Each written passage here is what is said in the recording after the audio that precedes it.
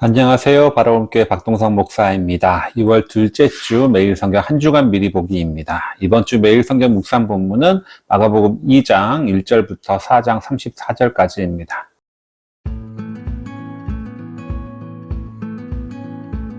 큰 흐름들을 먼저 살펴보면 2장 1절부터 12절까지는 예수님께서 중풍병자를 치유하십니다. 그리고 13절부터 17절까지는 레위를 제자로 부르시고요.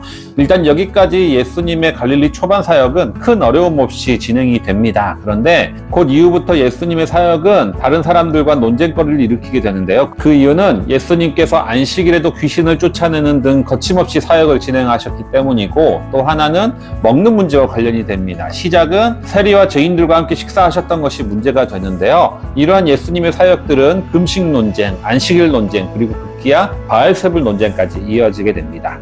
2장 18절부터 22절까지는 금식 논쟁이 있게 되고요. 2장 23절부터 3장 6장까지는 안식일 논쟁이 이어집니다. 그 계기가 된 사건은 제자들이 안식일에 미리삭을 잘라먹은 사건, 그리고 안식일에 회당에서 손마른 자를 치유하신 사건 때문입니다.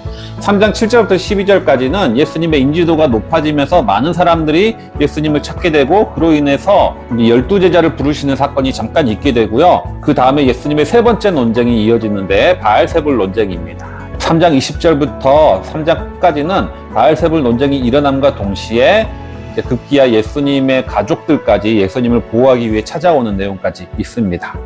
마가복음 4장은 비유 모음집입니다. 예수님이 하나님의 나라, 천국을 설명하시게 하신 비유들을 모아놓은 내용입니다. 그러면 좀 더 자세히 살펴보겠습니다. 월요일 본문 2장 1절부터 12절까지인데요. 중풍병자 고치신 사건입니다. 예수님이 집에 계실 때 많은 사람들이 모여들었고요. 네 사람이 중풍병자를 예수님 앞으로 데려갈 수가 없었기에 집 천장을 뜯어서 예수님께 달아내렸고, 예수님이 그 병자를 고치셨다라는 이야기입니다.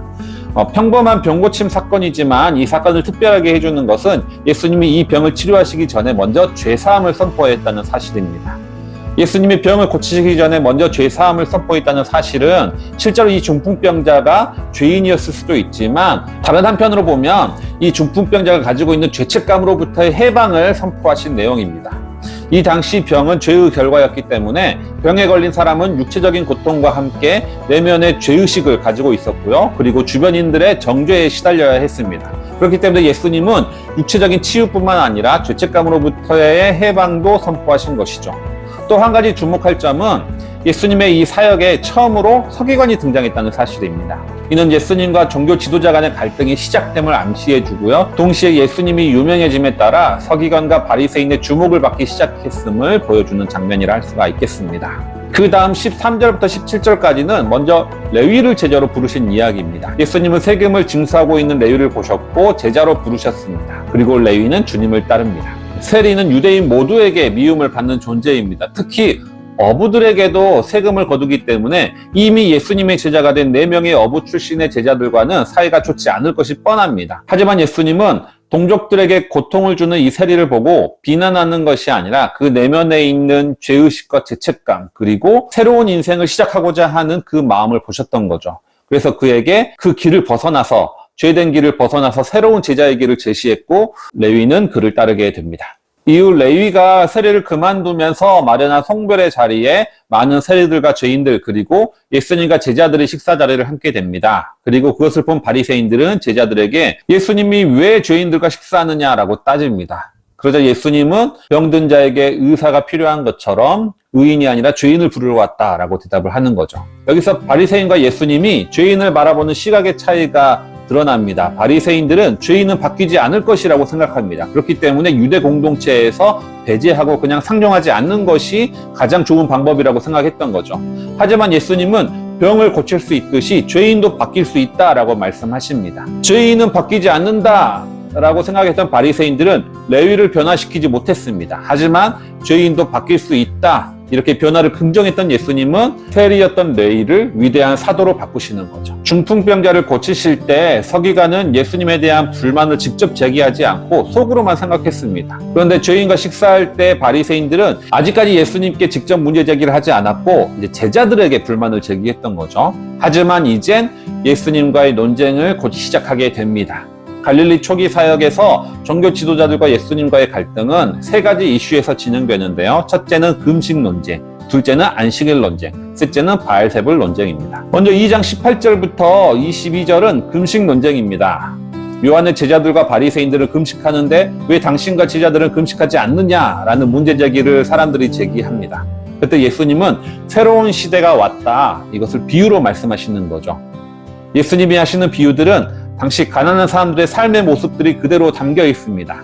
낡은 옷을 계속해서 기워서 입어야 하는 그 모습, 낡은 가죽 부대를 계속해서 사용해야 했던 그런 가난한 이들의 삶을 그대로 보여주는 거죠. 그리고 이제 낡은 옷과 가죽 부대보다 오히려 유대 전통이나 관습이 더 낡았다라고 지적하시는 겁니다.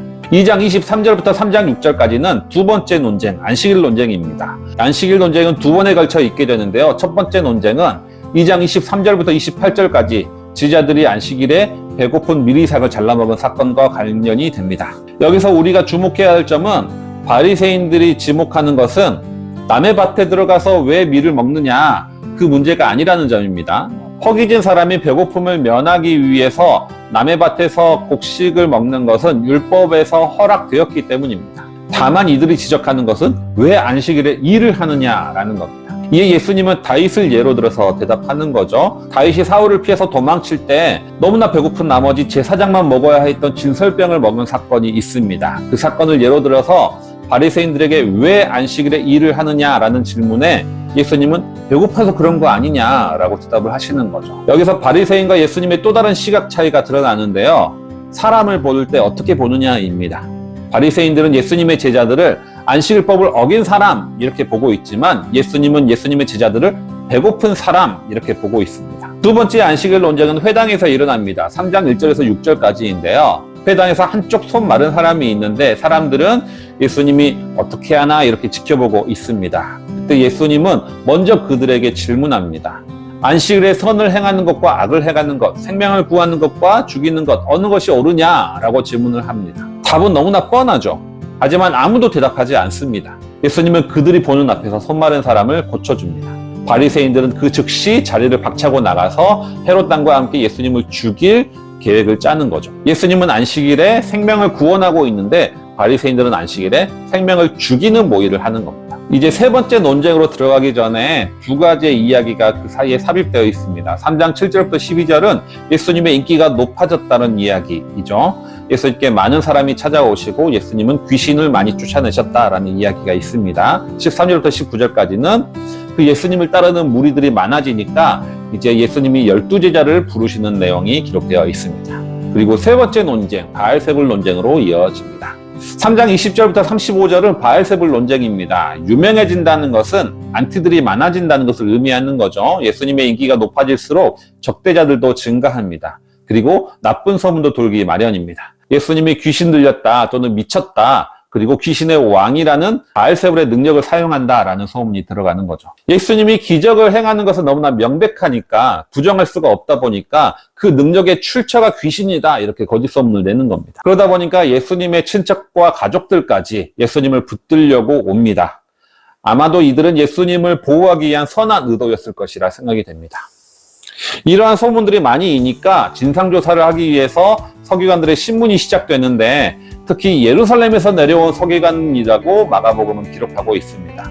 이제 중앙부서에서 직접 개입하기 시작됐다는 것을 알 수가 있는 거죠. 이들의 신문 앞에서 예수님은 사탄이 어떻게 사탄을 쫓아내겠느냐라는 지극히 너무나 당연하고 논리적인 대답으로 반박을 합니다. 이때 마침 예수님의 가족들이 찾아오거든요. 예수님의 가족들이 찾아왔다는 말에 예수님은 하나님의 뜻대로 행하는 자가 내 가족이다 라고 대답합니다. 이것은 가족들을 돌려보내기 위한 말씀이기도 하지만 더 중요한 거는 자신을 신문하고 있는 종교 지도자들을 향해서 하는 말이기도 합니다. 4장은 천국 비유가 모여있는 천국 비유 모음장, 천국 비유장입니다. 예수님은 하나님의 나라에 대해서 비유로 설명하십니다. 1절부터 20절까지는 씨 뿌리는 비유와 그에 대한 설명이고요. 21절부터 25절은 등불 비유, 26절부터 29절은 스스로 자라는 씨앗 비유, 그리고 30절부터 32절은 겨자씨 비유, 그리고 마지막 33절부터 34절은 비유의 모음의 마무리가 되겠습니다. 1장부터 20장은 씨 뿌리는 비유입니다. 씨 뿌리는 자와 4개의 밭이 등장하는데요. 이 비유는 말씀을 받는 마음의 중요성, 밭의 중요성을 이야기한다고 볼 수가 있습니다. 예수님은 이 비유를 이야기하신 다음에 직접적인 설명까지 덧붙이시는데요. 길가에 뿌려졌다는 것은 말씀을 받자마자 사탄이 즉시 빼앗아가는 사람입니다. 돌밭에 뿌려졌다는 것은 말씀을 받았지만 뿌리를 내리지 못했다. 그래서 환난이나 박해에 넘어가는 사람을 이야기합니다. 가시떨기에 뿌려졌다는 것은 말씀이 뿌리를 내리긴 했지만 세상 염려와 유혹으로 인해서 열매를 맺지 못하는 사람이고요. 좋은 밭에 뿌려진 사람은 말씀을 받고 결실을 내는 사람입니다. 그 다음에는 등불 비유가 이어지는데요. 등불을 가져온 이유는 뭐냐? 밝히기 위함 아니냐? 이 계시의 말씀이 밝히 드러나서 깨달을 수 있다라는 말씀을 하십니다. 그리고 자라나는 씨앗 비유는 하나님의 나라는 스스로 자라나서 결실을 맺는다라는 내용이고요. 계자씨 비유는 하나님의 나라가 처음에는 너무나 적어 보이지만 크게 된다. 큰 나무가 되어서 새들까지 깃들게 된다라는 비유입니다. 예수님이 하나님의 나라를 주로 씨앗에 비유하고 있음을 우리는 알 수가 있습니다. 씨앗이라는 것은 아주 작고 보잘것없고 생명이 없는 것처럼 보여집니다. 하지만 점점 자라나서 결국은 큰 나무가 됩니다.